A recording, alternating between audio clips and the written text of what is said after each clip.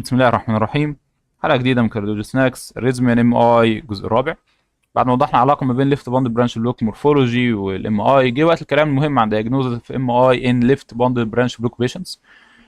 ليه الكلام هنا ممكن يختلف عن تشخيص الام اي العادي بالكريتيريا العادية اللي احنا عارفينها؟ لان الليفت باند برانش بلوك لوحدها بتعمل سكندري ريبولاريزيشن ابنورماليتيز في صورة بقى اس تي اليفيشن، في صورة تي ويف انفيرجن، في صورة اس تي ديبريشن. وده بيخلي تشخيص الام اي بناء على الكرايتيريا العاديه غير دقيق، لان انت مش هينفع تقول بقى والله انا لو لقيت اتنين ليدز مرفعين مربع بيبصوا على نفس الوول يبقى ده مثلا ستيمي، لا لو لقيت يو انفيرجن يبقى ده نون ستيمي، وهكذا. لان اصلا المريض ده ات بيز لاين عنده ريبولاريزيشن ابنورماليتي، وممكن يكون عايش بالتي ويف انفيرجن دي على طول. فاحنا بقى دلوقتي عايزين نعرفه ازاي ممكن واحد يحاول ان هو يشخص الام اي في مريض عنده بيز لاين ليفت باند برانش بلوك مورفولوجي. بالمناسبه برضه نفس الحاجات دي ممكن تنطبق على حاجه اسمها ار في بيست ريزم. الار في بيست ريزم ده يعني ايه؟ يعني لو واحد حاطط الكترود في الرايت فنتريكل بيبيس بالهارت، ده برضو ظهر فيه نفس الريبولاريزيشن نورمالز نتكلم عليها، ممكن تطبق عليه نفس الكريتيريا نتكلم عليها، برشلونه وسجربوزا ومتفايز جربوزا وهكذا. وكذلك في بعض الاحيان لو مريض عنده فنتريكولار تاكيكارديا اللي هو الفي تي، وفيها نفس الحاجات اللي بنقول عليها، ممكن يكون علامه على وجود سكيميا، وان السكيميا دي هي اللي عامله الفي تي. طيب يعني ايه اولا ريبولاريزيشن ابنورماليتي؟ يعني غالبا بيحصل حاجه اسمها ديسكوردنس ما بين الكيو ار اس كومبلكس والتي ويف. زي ما وضحنا في كورس الفسيولوجي ان الطبيعي النورمال ان الديبولاريزيشن والريبولاريزيشن الاثنين بيبقوا في نفس الاتجاه. يعني لو الكيو ار اس كومبلكس بوزيتيف يعني اباف البيز لاين، يبقى التي ويف برضه اللي هي علامه على الريبولاريزيشن برضه بوزيتيف، يعني اباف البيز لاين. ولو هي نيجاتيف يبقى نيجاتيف، وهكذا. ده الطبيعي. الابنورمال بقى والديسكوردنس هم يبقوا ماشيين عكس بعض. يعني لو الكيو ار اس بوزيتيف تبقى التي ويف او الاس تي تي كومبلكس نيجاتيف، والعكس. زي في الصوره دي، ده مريض عنده ليفت باند برانش بلوك مورفولوجي، عنده الكيو ار اس هنا في واحد مينلي نيجاتيف، هتلاقي الاس تي تي بوزيتيف، والعكس عشان في 6 هنا الكيو ار اس مينلي بوزيتيف هتلاقي الاس تي تي مينلي نيجاتيف. ده اللي كنا بنتكلم عنه في موضوع الديسكوردنس. ده طبعا ممكن يعمل لك مشكله لو جالك مريض عنده ليفت باند برانش بلوك ومعاه اس تي تي تشينجز في صوره اس تي ديبريشن او في صوره اس تي اليفيشن. انت مش هتكون عارف ساعتها ده بسبب الليفت باندل ولا بسبب الاسكيميا، وبالتالي ظهر لنا حاجه اسمها سجربوزا كرايتيريا. سجربوزا بصت على اللي بيحصل نورمالي في الليفت باندل وعكسته. يعني ايه؟ قالت لك انا والله انا متوقع ان الليفت باندل المفروض ان هو بيحصل معاها ديسكوردنس، يعني الكيو ار اس في اتجاه والتي في اتجاه. لو لقينا ان الاثنين ماشيين مع بعض في نفس الاتجاه، يعني بقوا كونكوردنت، معنى كده ان في ابنورماليتي، مع كان ده سكيميا. وبالتالي لو حصل كونكوردنت اس تي اليفيشن، يعني كيو ار اس والاس تي لقيتهم ماشيين مع بعض بوزيتيف، او كونكوردنت اس تي ديبريشن لقيت الكيو ار اس والتي الاثنين ماشيين مع بعض نيجاتيف، معنى كده ان في الغالب ده بسبب سكيميا مش بسبب الليفت باندل. احنا الليفت باندل الطبيعي ان هي تكون عامله ديسكوردنس، يعني تفصل الاثنين عن بعض زي ما وضحنا هنا.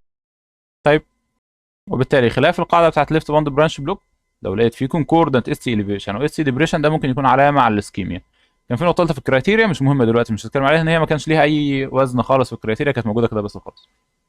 ناخد بالنا ان حدوث اي واحده من الاثنين دول علامه على الاسكيميا، مش لازم الاثنين مع بعض، ولازم الكونكوردنس يكون اكتر من مربع واحد صغير، يعني اكتر من 1 ملم. يعني حدوث دي معناها اسكيميا، حدوث دي معناها اسكيميا، مش لازم الاثنين مع بعض.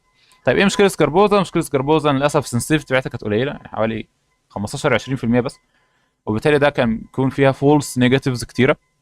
تطورت سكربوزا بقت موديفايد سكربوزا كرايتيريا، زودوا عليها نقطه ثالثه، هي اخذت نفس الحاجات اللي كانت موجوده اللي هي كونكوردنت اس تي اليفيشن. يعني ده كيو ار اس مينلي بوزيتيف فمعاها اس تي تي بوزيتيف، يبقى ده كونكوردنت اس تي اليفيشن، او كيو ار اس مينلي نيجاتيف معاها اس تي نيجاتيف او اس تي ديبريشن. شوف بقى بغض النظر التي عامله ازاي، فده برضو كونكوردنت اس تي ديبريشن. فدول نفس الكريتيريا اللي كانوا هنا، ولكن زودوا عليها حاجه زياده الا وهي اكسسيف ديسكوردنت اس تي تي ابنورماليتي. يعني ايه؟ يعني اقول لك والله انا لو لقيت ان في اس تي اليفيشن اكتر من 25% من البرسيدنج اس، ده علامه على الاسكيميا. يعني ايه برضه؟ يعني انت لو جيت بصيت بعض مرضى الليفت باند برانش بلوك هتلاقي ان عندهم في 1 في 2 عندهم فيري ديب اس كتير جدا، وبالتالي ان الديب اس دي من المتوقع ان هي يكون معاها شويه اس تي اليفيشن. طب انا بقى ما اعرفش الاس تي اليفيشن ده طبيعي ولا بسبب الاسكيميا. فقال لك والله احنا هنشوف، احنا لو لقينا ان النسبه ما بين الاس تي اليفيشن اللي هو هنا اكتر للبرسيدنج اس نيجاتيفيتي بتاعتها، يعني اكتر من 25%، معنى كده ان غالبا اس تي اليفيشن ده زايد بسبب الاسكيميا، فده اكسسيف اس تي اليفيشن بسبب الاسكيميا. وعلشان الاس تي هنا اليفيتد بالمقارنه بالاس، فبقى اسمه ديسكوردنس، هما الاثنين ماشيين في اتجاهين عكس بعض. فبالتالي الموديفايز جربوزا قال لك ايه؟ قال لك والله احنا هنزود كريتيريا ثالثه، الا وهي لو في اكسسيف ديسكوردنت اس تي اليفيشن اكتر من 25% من البريسيدنج اس، يعني ده كده اكتر من 25% من البريسيدنج اس، ده ممكن يكون علامه على وجود الاسكيميا. وكده سنسيفتي زادت لغايه ما وصلت لحوالي 70 وكمان ممكن 80%. بس ده طبعا بالنسبه لنا ما كانش كفايه، وبالتالي تطورت كرايتيريا كمان اسمها برشلونه كرايتيريا. برشلونه كرايتيريا دي وصلت سنسيفتي لغايه اب تو 90%، ممكن اكتر من كده كمان، يعني 90% او اكتر. برشلونه عملت ايه؟ جمعت الاثنين كرايتيريا دول مع بعض في نقطه واحده، سميتها كونكوردنت اس تي ديفيشن. اس تي دي ديفيشن، انما دي هنا ديبريشن، حتى شكلها مختلف. يبقى كونكوردنت اس تي ديفيشن سواء elevation او ديبريشن اكتر من 1 مللي، خلاص احنا عارفين ده. النقطه الجديده بقى في برشلونه الا وهي discordant اس تي ديفيشن في اللو فولتج ليدز اكتر من مربع، بشرط ان الكيو ار اس فولتج، اللي هو فولتج ده اللي هو بيمثل قد ايه، اقل من 6 ملم. يعني ايه الكلام ده؟ يعني برضه لو جيت بصيت في رسم القلب بتاع مرضى ليفت باندل هتلاقي ان للاسف في بعض الليدز بتاعتهم اصلا كيو ار اس صغيره جدا، زي بالذات ليد 3 واي في اف، ممكن برضه ليد 2 في بعض الاحيان. فلو جيت بصيت ليد 3 واي في اف هتلاقيهم صغيرين جدا. وكمان في نقطه ان احنا كل اللي احنا بنتكلم فيه ده فين؟ في الشيست ليدز. جربوزا ما شافتش غير شيست ليدز، في حين الليفت باندل زي ما هي بتاثر على الشيست ليدز بتاثر برضه على الليمب ليدز. فالايه بقى اللي بيبص على الليمب ليدز؟ جت برشلونه قالت لك والله بص احنا هنشوف، احنا هندي وزن برضه الليمب ليدز الصغيره، بالذات الحاجات اللي بتكون كيو ار اس بتاعتها توتال اقل من 6 ملم، زي ليد 3 اي في اف. هنشوف والله لو في ديسكوردنت اس تي ديفيشن، يعني برضو نفس الفكره اللي هنا. يعني افترض ان ده مثلا كومبلكس صغير كده بوزيتيف، ومع الاس تي بتاعته نيجاتيف شويه، يعني هو صغير كده اقل من 6 ملم، ولكن الديسكوردنس بتاعه كتير يعني اكسسيف زي اللي كان موجود هنا بالظبط. ما احنا قلنا هنا ان لو في ديسكوردنس اكتر من 25% ده علامه على الاسكيميا.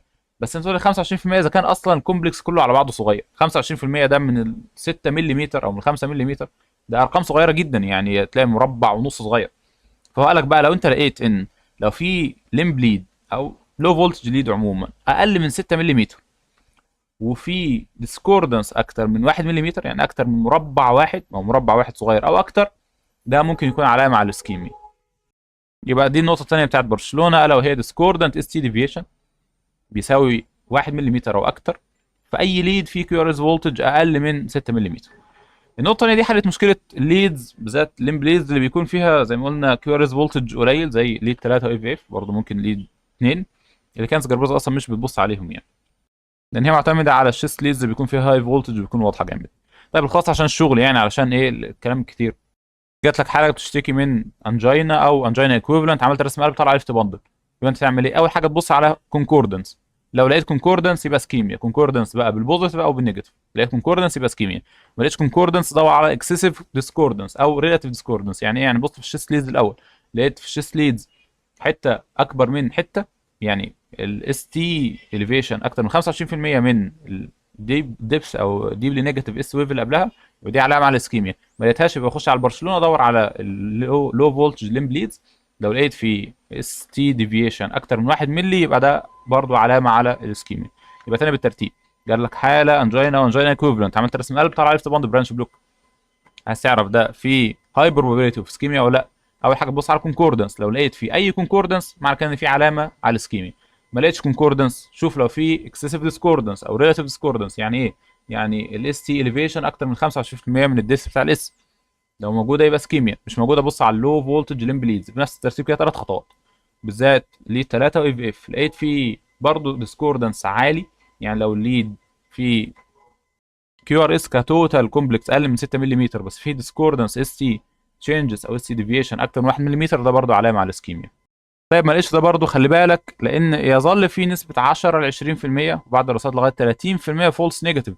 فانت ممكن تعمل كل الخطوات دي برضه ويظل العيان كان عنده ام اي ولكن كان ماسكت بالليفت باند برانش بلوك. فلو ما لقيتش خلي بالك ان دايما في نسبه فولس نيجاتيف، فلو العيان مقلق ومش مريح خليك وراه لغايه ما تطمن. ودايما ما تنساش تريت ذا بيشنت نوت ذا اي سي جي، تريت ذا بيشنت نوت ذا اي سي جي. بس كده، هذا والله اعلم، الحمد لله.